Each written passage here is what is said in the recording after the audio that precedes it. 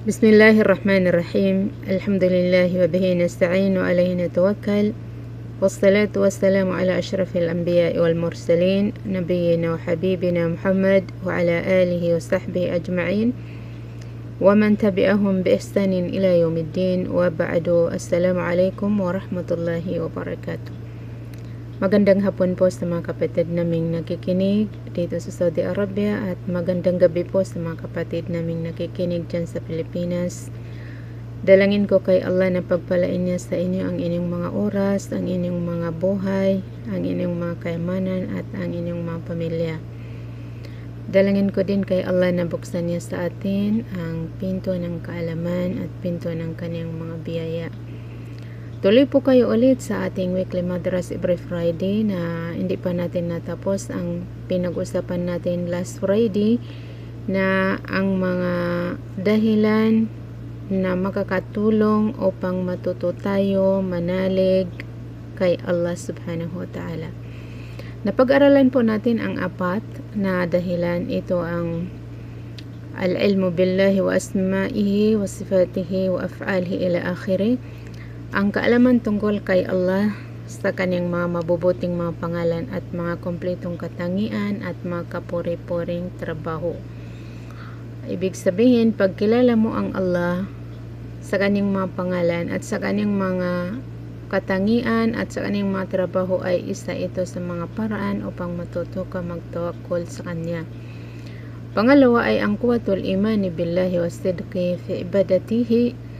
Ang lakas ng paniniwala kay Allah at katapatan sa kanyang pagsamba. Ibig sabihin ay pag malakas po ang ating iman kay Allah at tapat tayo sa ating pagsamba sa kanya ay pangalawa itong paraan upang matuto ang ating puso na manalig sa kanya. Pangatlo ay al-ilmu bi'azamati man tawakkalta alayhi. Ang kaalaman sa kadakilaan ng pinaubayaan mo sa sarili mo. Ibig sabihin, pag kilala mo, pag alam mo na dakila ang pinanaligan mo at pinagkakatiwalaan mo sa sarili mo ay matututo ang puso mo magtawakkal kay Allah subhanahu wa ta'ala. Pang-apat na napag-aralan po natin ay ang al-yaqinu bi anna al-amra kullahu biyadillah. Ang katiyakan ng paniniwala na tunay na ang lahat ng bagay ay nasa kamay ng Allah subhanahu wa ta'ala. So, pag alam po natin, pag naniniwala tayo ng tiyak na paniniwala na talagang ang lahat ng bagay ay nasa kamay ng Allah, ayon ang pang-apat na paraan upang matuto ang ating mga puso na manalig sa Kanya. So, pag-aralan po natin ngayon ang panglima. Panglima ay al-yaqinu ala wa'dillahi wa wa'idihi. Ang katiyakan ng paniniwala na tunay na matutupad ang mga pangako ng Allah sa mga gumagawa ng kabutihan. Talagang matutupad ang mga pangako ng Allah na ipinangako niya sa mga naniniwala sa Kanya at gumagawa ng mga kabutihan. At tiyak na matutupad ang mga pagbabala na binanggit na kaparusahan ng mga taong hindi naniwala kay Allah at gumawa ng mga kasalanan. So ito po ang pag-aaralan natin ngayon sa abot ng itatawfik ng Allah sa atin na pagtiyak ang paniniwala natin na talagang matutupad ang mga pangako ng Allah na yun ang lagi na tinababa sa mga kapatid sa Quran na mga pangako. Mga pangako dahil ipinaghanda ng Allah sa atin sa oras na masyado natin kailangan ang gantimpala niya sa mga ginagawa nating kabutihan. Kaya yon ang lagi na lahat pangako kasi hindi niya ibibigay dito sa mundo dahil iiwanan din natin dito sa mundo. So, yun ang reason mga kapatid kung bakit pangako lang kay Allah. Kaya naibigay sa atin. Subalit hindi na ginagawa dahil siya ay lubos na maalam. Alam na alam niya na mas mapakinabangan natin kung doon niya ibibigay sa atin sa kabilang buhay. Pagkatapos nating mamatay ay magsisimula, magpapareceive sa atin sa mga gantimpala ng ginawa natin. So tiyakin po natin na talagang mangyayari yan. Talagang matutupad yan dahil ang Allah ay hindi kailanman mag-break ng pangako. Waman asdaqu minallahi qila. Walang hihigit na tapat sa pagsasalita kay Allah subhanahu wa ta'ala. Pag sinabi niya ay lahat totoo, hindi tayo lulukuhin, hindi siya magsisinungaling. Ang mga pagbabala naman niya sa mga sumusuway na hindi naniwala at gumawa ng kasalanan ay hindi yan pang takot lang. Hindi lang yan sa takot na walang katotohanan, kundi tiyakin po natin na talagang matutupad yan. Matutupad yan. Kaya sino man ang maging tiyak ang kanyang paniniwala na ang katapusan ay para sa mga maniniwala at mga matakutin kay Allah at sa mga mababait na tao ay talagang magiging dahilan ito o itutulak niya ang tao upang magtawakal, manalig kay Allah subhanahu wa ta'ala. Pag alam mo, pag naniwala ka sa mga salita ng Allah na lagi niya binabasa, lagi niya sinasabi sa Quran na wal aqibatu lil mu'minin, wal aqibatu lil muttaqin, wal aqibatu lil muhsinin. Lagi po yan binabanggit ng Allah sa Quran. Ang ibig sabihin ng aqiba ay yung mabuting ang pinakadulo, ang mabuting di ba ang mga pelikula ay mayroong bida at mayroong bida at mayroon ding kontrabida. So sino ang nagtatagumpay sa bandang huli? Di ba ang nagtatagumpay sa bandang huli ay ang bida. So ang kontrabida ay siya rin, sa bandang huli ay siya rin ang nahirapan, siya ang natalo. So ang mga mananampalataya mga kapatid at gumagawa ng mga kabutihan, ang mga matakutin kay Allah at ang mga mababait na nilalang, mga mababait na tao ay sa bandang huli na ang tinutukoy doon ay ang kabilang buhay. Sa katapusan ng buhay natin ay sino ang magwawagi? Sino ang magtatagumpay? Siyempre ang mga mananampalataya, ang mga nakinig at gumawa ng kabutihan. So pag natiyak po natin ito, pag naniwala tayo ng katiyakan, ay talagang tutulak ito sa atin na mananalig ang puso natin kay Allah subhanahu wa ta'ala. At ano ang gagawin natin? Gagandahan natin ang ating mga ibadat dito sa daigdig. At pangangarapin natin ang mga pangako ng Allah subhanahu wa ta'ala na maging kabilang tayo sa mga taong tatamo sa mga pangako na ito. Sinabi ng Allah sa Quran sa Surah At-Tawbah verse 72. Wa'adallahu al-mu'minina wal-mu'minati jannatin tajri min tahtiha al-anhar khalidina fiha wa masakin tayyibatan fi jannati adn wa ridwanun minallahi akbar dhalika huwal fawzul azim. Ipinangako ng Allah. Saan niya ipinangako mga kapatid? Ipinangako niya sa mga lalaking mananampalataya at sa mga babaeng mananampalataya. Ang kadalasan po sa Quran ay ang binabanggit lang ay ang pronoun na ginagamit sa mga kalalakihan. Pero sa verse na ito ay binanggit din ng Allah ang mga mananampalatayang mga kababaihan upang masigurado nating mga kababaihan na kabilang tayo sa mga pinangakuhan ng Allah sa verse na ito. Ano po ang ipinangako sa kanila? Jannat, mga paraiso, hindi lang iisang paraiso. So tingnan niyo mga kapatid, ang mga mananampalatayang mga kalalakihan at mga mananampalatayang mga kababaihan ay ipinangako ng Allah sa kanila ang mga paraiso. Na ano ang katangian ng mga paraiso na ito? Ano ang itsura niya? Ang katangian niya ay dumadaloy sa kanyang mga kababaan ang mga ilog, hindi lang isang ilog.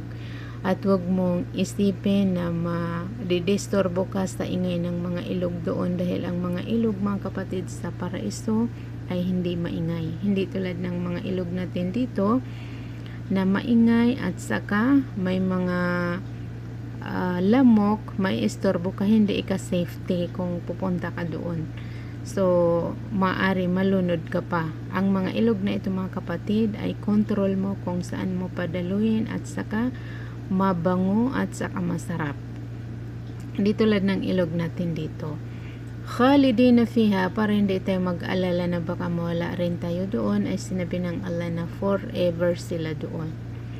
Wa masakin na tayyibatan fi jannati adan, ipinangako din ng Allah sa kanila ang mga tirahan na mga mabubuti na napapaloob sa paraisong Aden. Waridwan minallahi akbar, at ang katuwaan, pagkalugod ng Allah sa kanila ang mas malaki. Mas malaki mga kapatid, na pag-aralan natin na mas malaki ang katuwaan ng Allah sa tao kaysa ibigay sa kanya ang paraiso. Masya Allah. Kasi sinabi dito na ang katuwaan ng Allah sa kanila ay akbar, mas malaki kaysa nabanggit na mga paraiso na ito. Dhalika huwal fawzul azim, yun ang dakilang tagumpay, sabi ng Allah. So tiyakin po natin, ito ay kabilang sa mga pangako ng Allah na kailangan sa mananampalataya na tiyakin natin. Al-yaqin, tiyakin natin ang 100% na tunay na matutupad ito sa mga mananampalataya. Sana maging kabilang tayo sa mga tunay na nananampalataya, na ang ibig sabihin mga kapatid ng mananampalataya ay nanampalataya sa kanyang puso at in-apply ng kanyang katawan at sinabi ng kanyang dila. Lahat hindi po ito magkahiwa-hiwalay sa usaping paniniwala kay Allah, ang puso, ang dila, at ang katawan natin.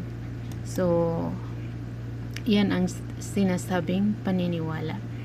Sino naman ang taong matiyak ang kanyang paniniwala na talagang matutupad ang mga pagbabala ng Allah sa mga taong hindi naniwala sa kanya at gumawa ng mga kasalanan, matiyak sa kanya ang sobrang parusa sa mga taong yun ay ang bubungahin sa kanya, bubungahin ng katiyakan na ito sa kanya, bubunga ng takot sa kanya. Matatakot siya gumawa ng kasalanan at makikinig siya kay Allah subhanahu wa ta'ala.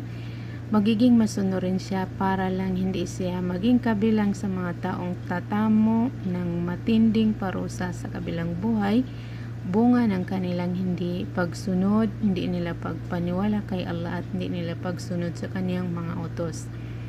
Sinabi ng Allah sa Surah At-Tawbah verse 68, wa'adallahu al-munafiqina wal-munafiqat wal-kuffara nara jahannam khalidina fiha hiya hasbuhum wa la'anahumullah wa lahum 'adzabun muqim. Ipinangako ng Allah sa mga munafiqin na mga kalalakihan, mga hypocrite na mga kalalakihan, at mga hypocrite na mga kababaihan, at ang mga kuffar. Mga kuffar ang hindi mga naniwala kay Allah subhanahu wa ta'ala. Ano ang ipinangako sa kanila mga kapatid? Nara jahannam, ang apoy na lumagalablab.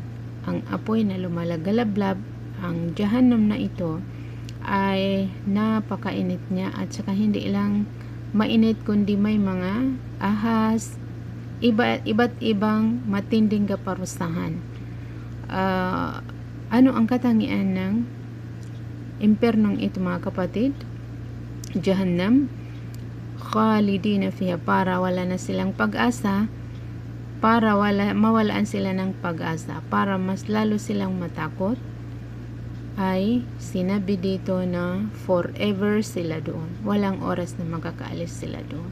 So wag nating isipin na pangtakot lang ito, hindi. Kailangan natin tiyakin na tunay na matutupad ito sa mga taong sino ang binanggit dito sa unahan? Mga munafiqin wal munafiqati wal kuffar, ang mga hypocrite na mga kalalakihan at mga kababaihan, at ang mga kuffar. Ano po ang mga hypocrite? Ang mga hypocrite ay ang linalabas nila ang mabuti at tinatago nila ang masama. Linalabas nila na sila ay nanampalataya kay Allah, subalit sa kaloob-looban nila ay hindi sila tunay na nanampalataya kay Allah subhanahu wa ta'ala. Kaya iwasan po nating maging kabilang sa mga hypocrite at maging tapat tayo kay Allah sa ating mga paniniwala. Ang jahannam na ito mga kapatid ay sapat na nakaparusahan sa kanila. Hiya hasbuhum, Sapat na ito na kaparusahan at pagpapahirap sa mga taong mga munafiqin wal munafiqat wal kufar wa la'anahumullah, at isinumpa sila ng Allah. Isinumpa sila ng Allah, wal-iyadhu billah. Ang isinumpa, mga kapatid, ay tulad ni Iblis, tulad ni Satanas na isinumpa siya. So pag isinumpa ng Allah ang tao, ay magiging napakasama niya. Walang mabuti sa kanyang puso at sa kanyang isip at sa kanyang dila, dahil nilayo siya ng Allah sa kanyang biyaya. Alam ba ninyo, mga kapatid, na ang iman, ang pananampalataya ay napakalaking biyaya, at ang mabuting kaugalian ay napakalaking biyaya na walang nagbibigay dyan kundi ang Allah.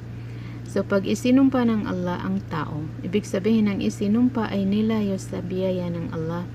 Pag nilayo ka niya sa kanyang biyaya kasi isinumpa ka niya, ay ang layo mo sa paniniwala, hindi mo kaya maniwala at hindi mo kaya gumawa ng mabuti.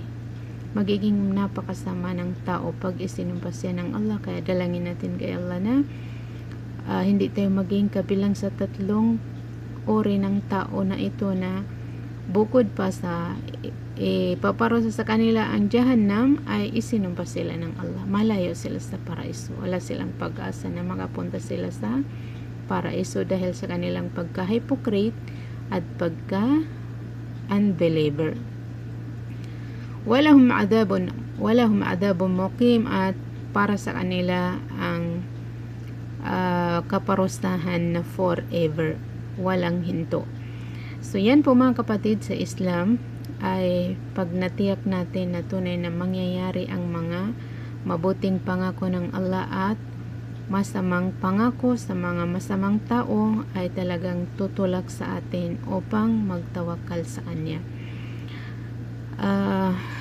Ang paggawa ng mga dahilan, mga kapatid, ay hindi niya mapapawala ang pagtawakol. Ibig sabihin, ang pagtawakol ay kailangan natin isabay ang paggawa ng dahilan o paraan na ipinahintulot ng Islam, at tiyakin natin sa ating mga puso na hindi makakatulong ang mga dahilan na ginagawa natin maliban lang sa kagustuhan ng Allah subhanahu wa ta'ala.